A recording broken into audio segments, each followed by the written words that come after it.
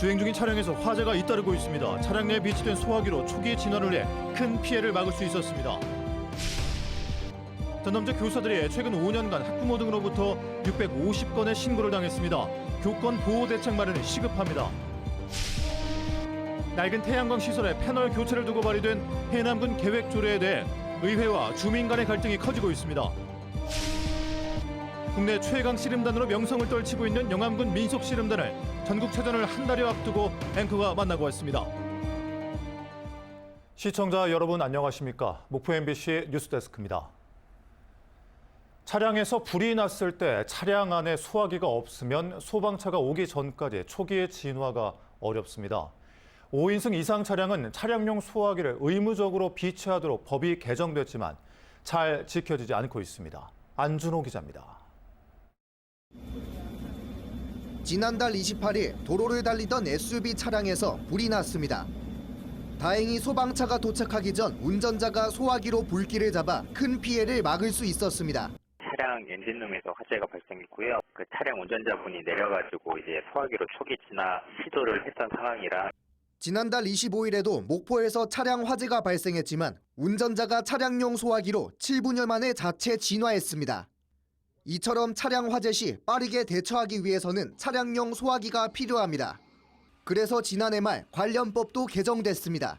기존 7인승에서 5인승 이상으로 차량 내 소화기 의무 설치 기준이 확대됐습니다.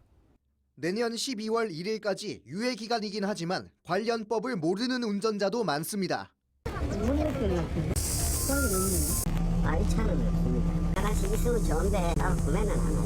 최근 3년간 전남에서 발생한 차량 화재는 667건에 달합니다. 주위에 소화기가 없다면 막막하실 수밖에 없는 상황이에요. 그런 경우에 차량용 소화기가 있다면은 신속한 대처로 인명이나 재산 피해를 최소화할 수 있을 것 같습니다. 차를 몰다 보면 언제 어디서든지 화재가 발생할 수 있는 만큼 차량용 소화기 비치는 이제 선택이 아닌 필수란 생각 전환이 필요해 보입니다. MBC 뉴스 안준호입니다. 전남적 교사들이 지난 5년 동안 학생과 학부모 등으로부터 650건의 신고를 당한 것으로 조사됐습니다. 전남도 의회는 교권 보호 대책 마련을 요구했습니다. 전남도 의회 도정 교육행정 질의 마지막 날 나온 내용을 박종호 기자가 정리했습니다. 전남 지역 교사들도 신고와 고소 고발로 인한 법적 다툼으로 많은 피해를 받고 있다는 주장이 제기됐습니다. 최근 5년 동안 전남 지역 교사가 학생과 학부모에게 신고당한 건수는 650건. 이 가운데 125건이 고소와 고발로 이어졌는데 기소율은 4.0%, 유죄율은 3.8%에 불과합니다. 최정은 전남도의원은 도교육청이 교사에게 지원하는 변호사 법률 상담으로는 충분하지 않다고 지적했습니다. 혹시 변호인이 조력이 필요하지 않겠습니까? 그렇습니다. 그리고 적극적으로 변호사를 선임할 때 비용을 우선적으로 지급하고 그런 방향으로 지금 제도를 만들기 위해서 의원들은 아동학대와 학교 급식실 개선, 기초학력 미달 학생에 대한 대책 마련을 촉구하기도 했습니다. 전남 동부청사 개청으로 인한 부서 간 인력 교류 중단과 지역 내 불균형 우려도 제기됐습니다. 도정 질의에서 빼놓을 수 없는 인구 대책 문제는 이번에도 나왔습니다. 의원들은 말뿐인 대책이 아니라 청년 인구 유출을 막기 위한 주거와 일자리 창출 등 근본적인 대책 마련을 촉구했습니다. 먹이가 없어 전남을 떠나 수도권에 갔더니 둥지가 없어 알을 못 낳은 악순환의 영속이라고 합니다. 경제 구조 자체를 아예 바꿀 수 있는 정도로 우리가 정말 판을 바꾸는 국가 정책이 필요하다. 이 밖에도 공공배달앱 운영 방안과 저소득층 수학여행 경비 지원 대책 등에 대한 의원들의 질의가 쏟아졌습니다. 전남도 의회는 당초 사흘로 예정됐던 도정 교육행정 질의를 공무원들이 10월 전국체전 준비에 전념하도록 하기 위해 이틀로 축소해 마무리했습니다. MBC 뉴스 박종호입니다. 올해 초부터 갈등을 빚어왔던 5월 문제 해결을 위한 시민 대토론회가 열렸습니다. 그동안 특전사 동지회 초청 문제로 갈등을 일으켰던 공법단체도 참석했는데 묵은 갈등 해결을 위한 첫 공론회장이 열렸지만 서로 간의 간극만 재확인했습니다. 임지은 기자입니다. 특전사 동지회와의 화합 행사를 두고 극한 대치를 이어왔던 5월 단체와 시민단체. 갈등이 해소될 기미가 보이지 않자 지난 7월 9명의 시의원들로 구성된 5.18 특별위원회가 출범했습니다. 5.18 특위는 5월 문제 해결을 위해 공법단체의 적극적인 참여가 중요하다고 강조했습니다. 더 거대 아젠다를 발굴해서 우리가 미래의 5월을 준비해야 될 때가 됐습니다. 시민 100여 명이 참여한 가운데 우리가 생각하는 5월 문제라는 주제로 대토론회가 열렸습니다. 특정 단체들로 한정짓지 않고 더 많은 시민들의 의견을 수렴해 해결 방안을 찾아보겠다는 취지였습니다. 특히 5.18 행사위를 자진 탈퇴했던 일부 공법단체의 회장들도 자리에 참석했습니다. 시민들의 쓴소리가 이어졌습니다.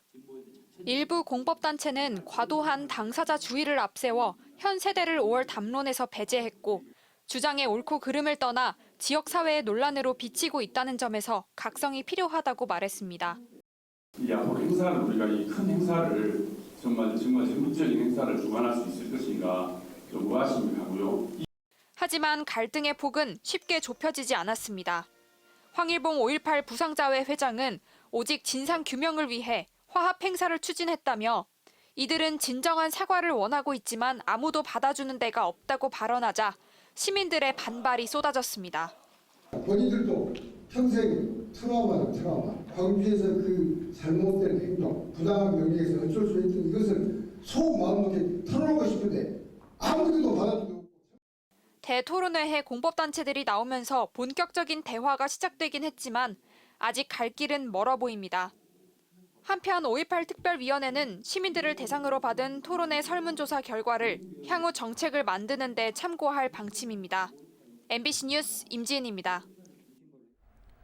전국 최초의 주민 발의 조례인 태양광 관련 해남군 계획 조례를 두고 의회와 주민 간 갈등이 커지고 있습니다. 설치된 지 15년이 넘는 낡은 태양광 발전 시설의 패널 교체 가능 여부를 두고 벌어지고 있는 논란을 신광하 기자가 보도합니다. 지난 2006년 준공된 해남군 최초의 태양광 발전소입니다. 이곳을 시작으로 해남군에는 현재 1,900여 개의 태양광 발전소가 건설됐고 고리원전 한 기 규모인 0.66기가와트의 전력을 생산하고 있습니다. 연면적 14,685제곱미터의 야산에 195kW 규모로 설치됐지만 17년이 지나면서 시설이 낡아 발전 효율은 저조합니다. 이 상태를 유지하면은 저희들도 보면은 아주 이게 지금 낡아가 노화돼 가지고요. 다시 하든지 폐쇄하든지 하는 그런 입장에 있습니다. 낡은 태양광 패널 교체가 시급해지면서 사업자들은 전국 최초의 주민 발의 조례를 제출했습니다. 기존 태양광 발전 시설을 같은 면적 이내로 변경하는 경우 허가 당시 발전 시설 기준을 적용한다는 것이 조례안의 주요 내용. 이른바 기존 시설의 패널 교체가 개발 행위에 해당하는지가 쟁점인데 산업부의 입장은 애매하고 국토부는 신규 시설로 개발 행위 허가를 받아야 한다는 입장입니다. 그걸로 알고 혹시 의회에서 이제 우리 해남군 의견을 물은다 하면은 저희들이 고문 변호사님이나 이렇게 의견을 좀 받아가지고. 해남 지역은 지난 2017년 4월 7일 이후 이격거리 등 제한을 강화해 이전 태양광 발전소의 95%는 거리 제한에 걸린 상태입니다.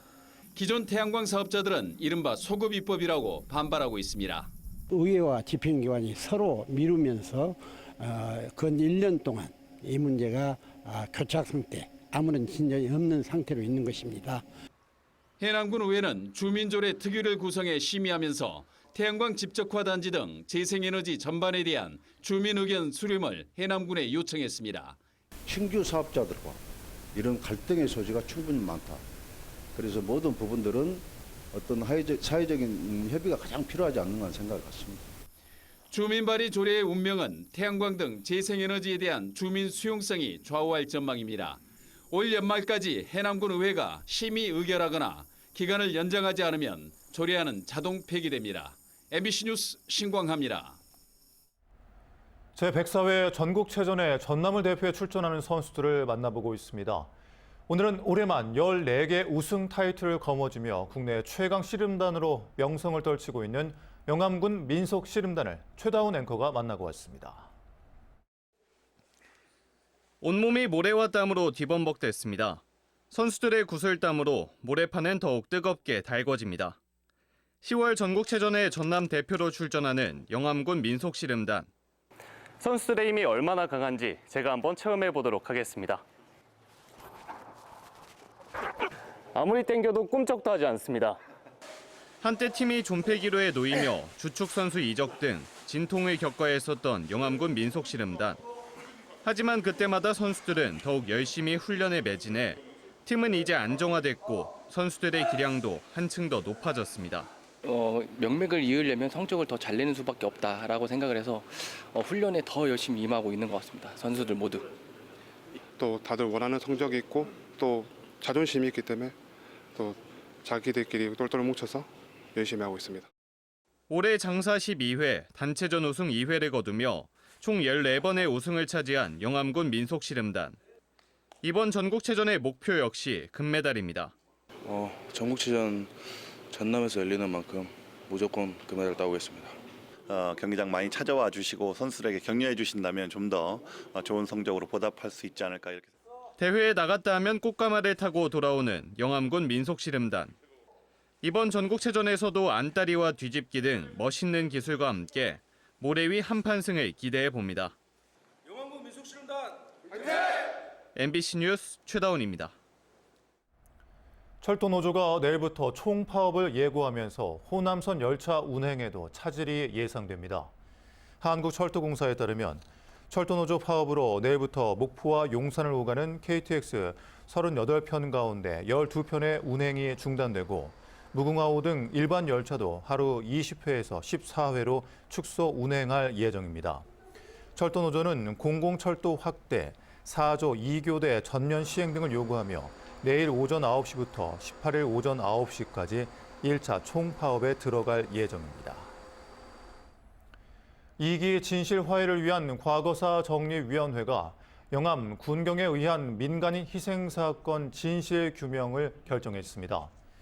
이 사건은 1948년 4월부터 1951년 6월까지 영암군 주민 110명이 부역 혐의가 있다는 이유 등으로 군경에 희생된 사건이며 10세 이하 어린이부터 60세 이상까지 전 연령대의 주민들이 희생된 것으로 확인됐습니다.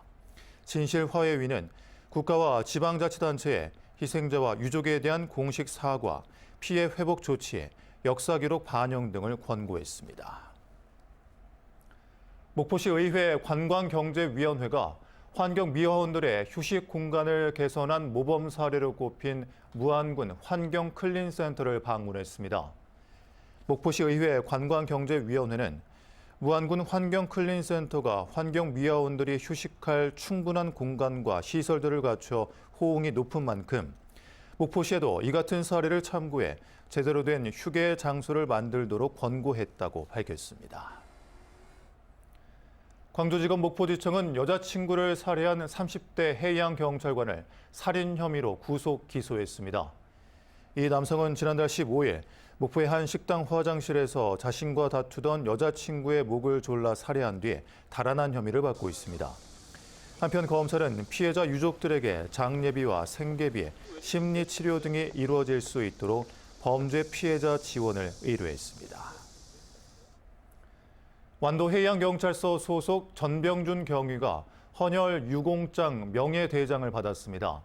전병준 경위는 1993년 고교 시절부터 청소년 적십자 활동을 통해 헌혈을 시작해 지금까지 사랑의 헌혈을 실천하고 있으며 그동안 혈소판 헌혈 등 200회에 걸쳐 헌혈을 이어오고 있습니다.